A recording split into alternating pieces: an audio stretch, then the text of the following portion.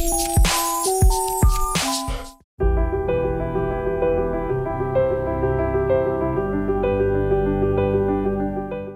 Am Flight 73 was hijacked by 4 terrorists from the Abu Dhabi organization. अब तक बरकरार Then, hijack after करने 16 वाले आतंकवादियों से hours, लगभग 15 घंटों की लगातार बातचीत के बाद भी कोई हल निकल नहीं पाया। बताया जा रहा है कि ये आतंकवादी पैलेस्टीन के अबू गिदाल ग्रुप से हैं। विमान के अपहृत यात्रियों और कर्मचारियों में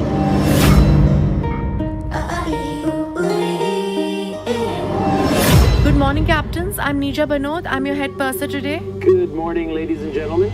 Welcome aboard Pan Am 73 to New York via Karachi and Frankfurt.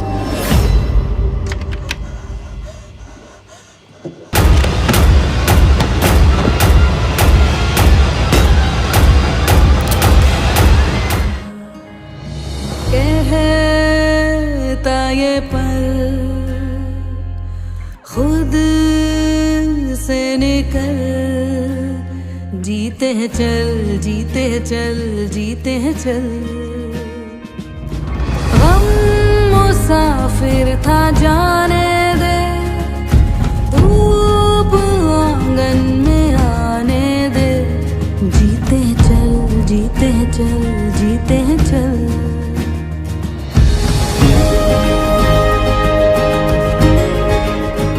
ऐसी लड़की मिलना बड़ा मुश्किल है, लेकिन मैं बड़ी किस्मत वाली हूँ, मुझे भगवान ने ऐसी बेटी को दिया और उसने मेरा इतना नाम किया।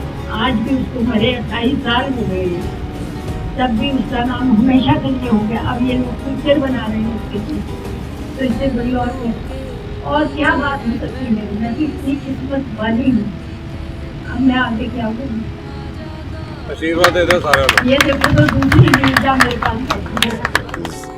जीते रहो, सुखी रहो, खुश रहो, मस्त रहो। उड़ेंगे उंगलियों से कल की रेत बहने दे आज और अभी में खुद को रहने दे।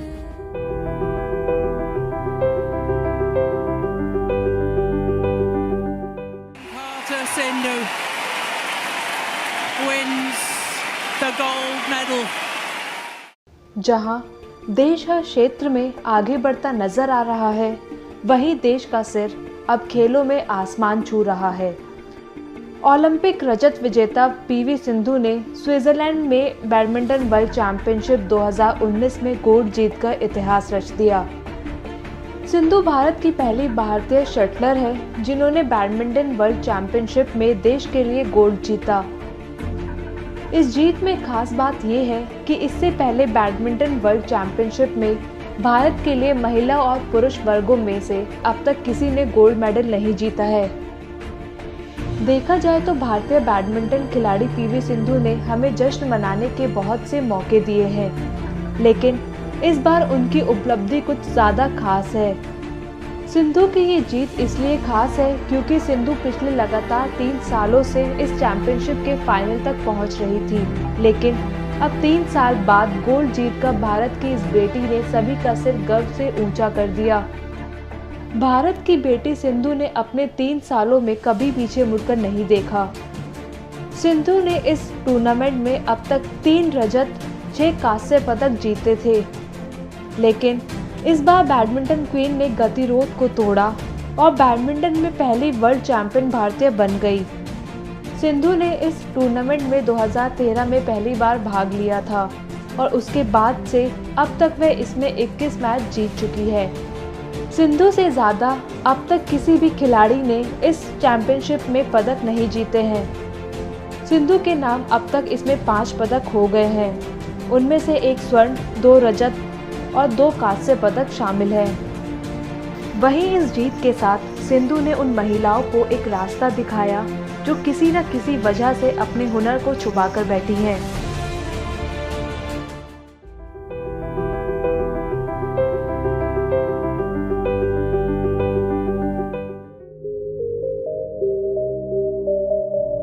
क्या आपको पता है कि साल 1980 और 1990 के दशक में भारत के गांव में और शहरों में यदि कोई बच्चा गणित में होशियार हो जाता है तो उसके बारे में कहा जाता है कि वह शकुंतला देवी बन गया है। अब आप सोच रहे होंगे कि लोग ऐसा क्यों कहते थे और शकुंतला देवी कौन है। अगर आप इस नाम को नहीं जानते तो चलिए आज हम आपको मानव कंप्यूटर के नाम से विख्यात गणितज्ञ एवं ज्योतिषी शकुंतला देवी के बारे में बताते हैं। शकुंतला देवी ने अपने समय के सबसे तेज जाने माने वाले कंप्यूटरों को गणना में मात दी थी। शकुंतला देवी भारत की एक महान शख्सियत और बहुत ही जिंदा दिली महिला थी।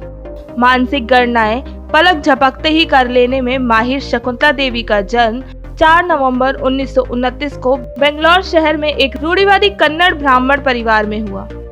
जब वह 15 साल की हुई तो राष्ट्रीय मीडिया सहित अंतर्राष्ट्रीय मीडिया में इन्हें पहचान मिलने लगी। 1969 में फिलीपींस यूनिवर्सिटी ने उनको वुमेन ऑफ द ईयर के सम्मान से नवाजा। शकुंतला देवी को रामानुजन पुरस्कार से भी सम्मानित किया गया था। 1982 में उनका नाम Guinness book of world records में भी दर्ज किया गया। 1977 में डलास यूनिवर्सिटी में शकुंतला का मुकाबला कंप्यूटर यूनिवेक से हुआ। शकुंतला को गणना करके 201 अंकों की संख्या का 23वां मूल निकालना था। इसे हल करने में उन्हें 50 सेकंड लगे। 18 जून 1980 को उन्होंने इंपीरियल कॉलेज लंदन के कंप्यूटर विभाग द्वारा दिया गया 13 अंकीय संख्याओं का गुणा 28 सेकंड में करके दिया, जिसके बाद उनका नाम Guinness book of world record में दर्ज किया गया। 1980 में उन्होंने लोकसभा चुनावों में स्वतंत्र रूप से मुंबई दक्षिण और मेंढक, जो कि अब तेलंगाना में है, वहां से उन्होंने चुनाव लड़ा। वह इंदिरा गांधी के खिलाफ खड़ी थी। 21 अप्रैल 2013 को उन्होंने देश को हमेशा के लिए अलविदा कह दिया। विद्या बालन की film Shakuntala Devi Amazon prime पर रिलीज होने वाली है। फिल्म 31 जुलाई 2020 को रिलीज हो सकती है। इस फिल्म में विद्या बालन ह्यूमन कंप्यूटर मानी जाने वाली गणितज्ञ शकुंतला देवी के रोल में नजर आएंगी। बेशक आज अपनी प्रतिभा का लोहा मनवा चुकी ह्यूमन कंप्यूटर शकुंतला देवी हमारे बीच नहीं है, पर उन्होंने अपनी काबिलियत और जिंदा दिली से ये भी बता दिया कि ऊपर वाले ने हर इंसान को कोई न कोई कौशल दिया है, बस जरूरत उसे पहचानने और निखारने की होती है। सलाम है ऐसी जिंदा दिल महिला को, जिनका नाम आज भी भारत सहित पूरी दुनिया में बड़े आदर से लिया जाता है।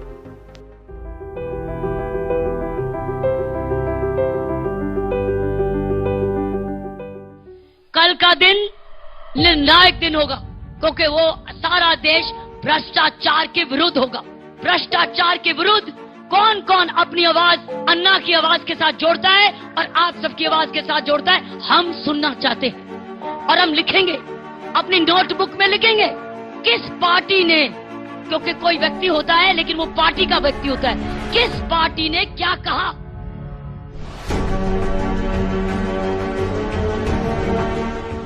ये अहम सवाल अभी भी कई लोगों के मन में होगा कि इंडिया की पहली महिला आईपीएस अधिकारी और जन लोकपाल आंदोलन की सबसे प्रमुख किरदारों में से एक किरण बेदी ने भ्रष्टाचार के खिलाफ संघर्ष में समाज सेवी अन्ना हजारे से अपनी राहें क्यों अलग की। क्यों उन्होंने बीच में ही आंदोलन के लिए अपना योगदान देना भी बंद कर दिया। एकदम से आंदोलन छोड़ने के बाद क्यों किरण बेदी ने बीजेपी का हाथ थाम लिया। ये वो सारी बातें हैं जिनका जवाब सिर्फ किरण बेदी ही जानती है।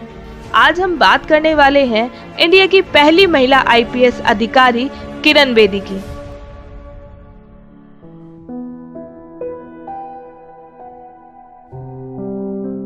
किरण बेदी का जन्म 9 जून 1949 को अमृतसर पंजाब में हुआ।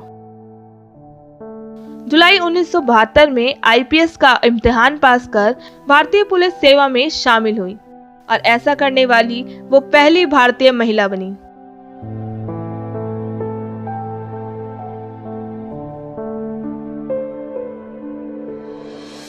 इसके बाद दिल्ली के सुप्रसिद्ध डिप्लोमेटिक स्थान चाणक्यपुरी में एक सहायक पुलिस अधीक्षक के रूप में उन्होंने अपना करियर शुरू किया। अपने बेबाक रवैये और नेतृत्व क्षमता के चलते वे बहुत ही जल्द अपनी धाक जमाने में कामयाब रही। 1979 में किरण बेदी को राष्ट्रपति से पुलिस पदक प्राप्त हुआ। आईपीएस में शामिल होने के बाद किरण बेदी ने दिल्ली, गोवा, चंडीगढ़ और मिजोरम में सेवा की और हर जगह अपने नेतृत्व की बेहतरीन छाप छोड़ी। किरण बेदी के करियर के बेहतरीन मोड़ में से एक था भारत की प्रसिद्ध जेल तिहाड़ में जेलर बनना, जो उनके लिए एक मील का पत्थर है, जिसने जेल में कैदियों के साथ पेश आने और नए आयाम स्थापित किए।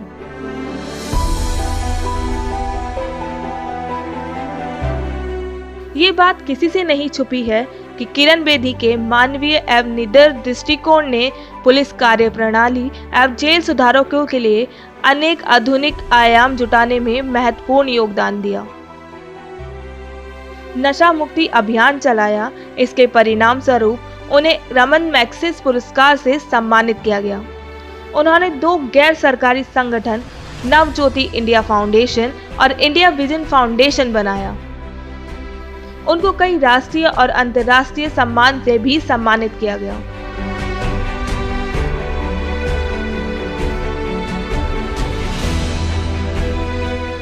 किरण बेदी ने दिल्ली की पराजय के बाद राजनीति छोड़ दी और उन्हें पुडुचेरी का लेफ्टिनेंट गवर्नर के रूप में नियुक्त किया गया। लेफ्टिनेंट के रूप में उत्कर्ष सार्वजनिक सेवा करती हैं और जनता के लिए अथक रूप में काम करती हैं।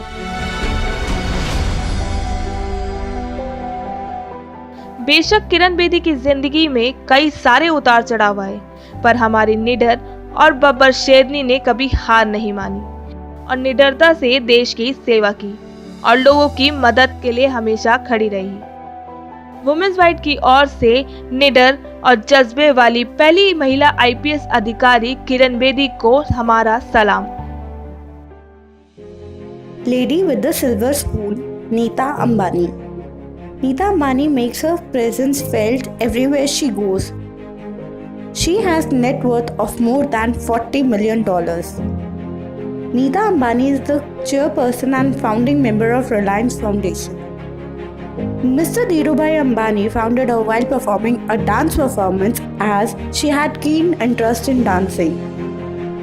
Sources say she slammed the call of Mr. Dhirubhai Ambani twice by saying, "If you are Mr. Dhirubhai Ambani, I am Elizabeth Taylor." I was busy studying for my exams and the phone rings. I pick it up. The caller identifies himself as Mr. Dhirubhai Ambani. I put it down knowing it's a crank call. He calls again. The phone rings. I go and pick it up. Again he identifies himself as Mr. Dhirubhai Ambani. I tell him, please stop this, stop fooling and put down the phone. I got a little agitated at that time. The third time the phone rings, I don't even bother to pick it up. My father picks up the phone and I was watching him and suddenly his expression changed. He puts his hand in the speaker and says, "Neeta, it is really Mr. Dhirubhai Ambani. And can you please talk to him politely?" While she was dating his son Mukesh Ambani, she used to go on dates in Mercedes until she asked him to travel in the bus. She says it was her best date. She loves her children a lot and has raised them on the principle that family name is a legacy which they should work to earn. During the school days of her children, she used to give them ₹5 as their pocket money. Recently, her eldest son Akash got hitched and his wedding was no less than a fairy tale. Neeta Ambani owns an IPL team called Mumbai Indians who have won the trophy 4 times. She is also a member of IOC, Indian Olympic Committee. The 55-year-old Neeta Ambani is truly an inspiration for all the women.